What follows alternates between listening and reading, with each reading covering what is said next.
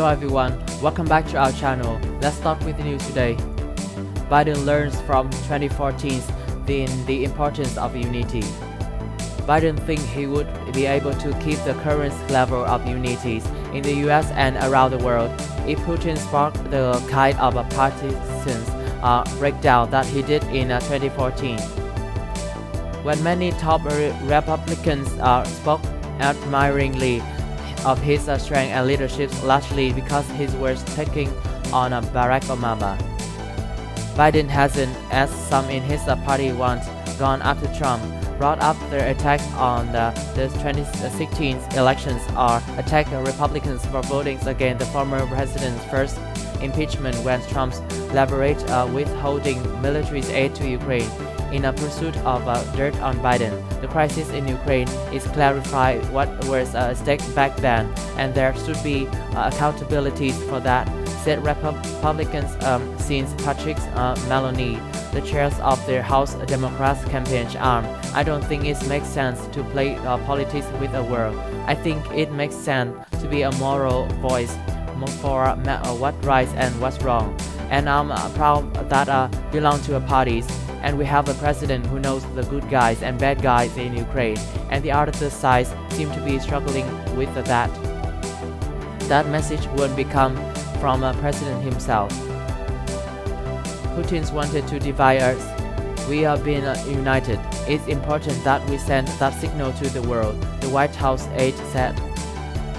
Most Republicans, with a few notable outliers, including Trump's own clear struggle to try to erase the memory that his first response to the invasions was calling Putin smart and savvy, have not gone on the attack against Biden, despite many differences among Republicans and Democrats alike about particular of the president's response.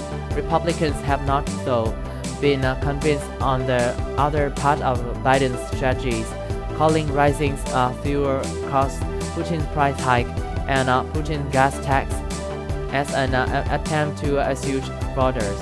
These are not Putin's gas prices, and they are President's gas prices, House Minority Leader Kevin McCarthy said last week. On Tuesday, Senate Minority Leader Mitch McConnell added, "It's pretty clear that Vladimir Putin is not the cause of this rampant inflation." White House aides are tracking all the Republicans in the House and Senate who are calling for tougher energy sanctions on Russia, preparing to try to undermine them as hypocrites if they complain about higher gas price on the campaign trail this fall. But at the same time, Biden himself has kept up outreach to Republican lawmakers.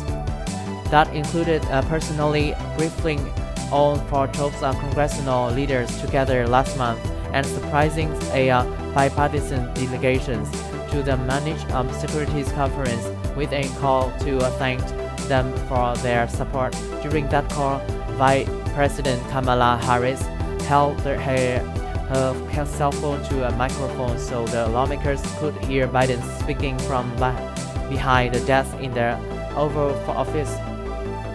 Putin has been tracking what Biden has been doing and saying about him for years. That includes friendly Russian commentators complaining in 2009 that Biden was a Ray Cardinal, secretly orchestrating a top Obama administration response to Putin's leadership. After the then vice president said Russia was limping along, a Kremlin spokesman on Thursday saying that Biden's war criminal remarks was unacceptable and unforgivable. Even as Biden has ramped up what he's been saying about Putin, there's only so far he can go before tripping into the escalations he's desperately trying to avoid. It's hurt him to see the devastations in Ukraine, and it would be easy to say, "That guy evil and we are going after him and we are going to get him," Mick said. The question is that the right thing? Because then you are talking about World War III. This is the end of our news today. If you like this video, please like and subscribe to our channel. Thanks for watching and see you next time.